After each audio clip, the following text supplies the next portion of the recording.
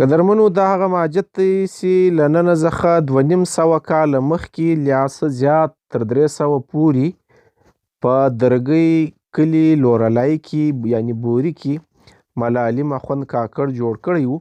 ملا علیم اخوند هغه سړی و چې د نانا صاحب میاں عبدالحکیم کاکړ ملګری و، دوست یې و، کلاس فیل و، په یوه ځای سبق ویلی و. او هغه کتابونه چې مولانا صاحب د نانا صاحب له کتابتونه څخه ترلاسه کړي وو دا هغه شخصیت دی. د دې ماجت خوندور رنګ دا دی چې دا تر اوسه پورې په هغه لرګیو پټ دی. دا وګورئ پر دا چت باندې تورۍ، هغه لرګي، هغه پیتیانې، هغه پنډ پنډ لرګي پراته دي، د سلیپر لرګي دي، تر اوسه پورې خوندي دي. د دې ماجت کمال دا دی چې دا تر اوسه پورې هغه رنګه ولاړ دی. دیوالونه یې هغه دي، خلک منځونه کې کوي، دا دې ښکاري. نو دا محراب چې دی دا یې خوندور دی. تاسو ورته وګورئ په دې کې یو شی نه دی بدل سوی، چت هغه رنګه دی. دا خلک صرف پر چت باندې په کال 2 کې یو ګل اچي، نور هغه رنګه ولاړ دی. په دې کې یو شی نه دی بدل سوی. دا خوندوره ورثه ده، 2500 کاله د خاورو خټو جوړ دیوال دغه محراب دی.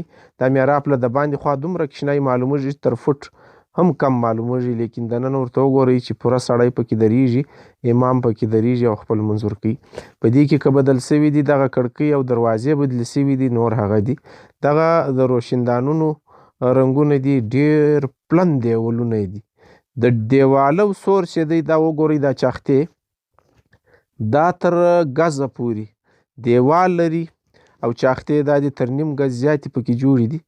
دا قرآن شریفان پکې پراته دي، دا هغسې خوندي دي. او دا وګورئ دا دیوال سور، دا د دیواله هغه پنډوالی دی، تاسو وګورئ اندازه کېږي دا تر ګز زیات دی. دلته د باندې خوا هم دغه رنګه دی، دا پیلران چې دي دا د برنډې دا د ګمبتې په شان محراب نما دیوالونه چې درول، دا وګورئ دا تر ګز پورې سور لري.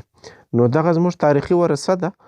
که دغه رنګه خوندي وساتل سي، دا چت یا د تورۍ یا پیتۍ، هغه د سلیپر هغه کوچني کوچني تمثرې هغه رنګه خوندي دي. په تاریخ کې چې سړی ژوندی ځان پاته کوي یا د هر کله دپاره ژوندی وي، نو د هغو نښه به دا وي چې د هغو آثار هغه رنګه ژوندي پاته وي، خوندي وي، تاوانو څخه محفوظه وي، خوندي یې ساتلي وي. داسې له لاسه نه ورکړي چې یو نقشه یې نه وي پاته.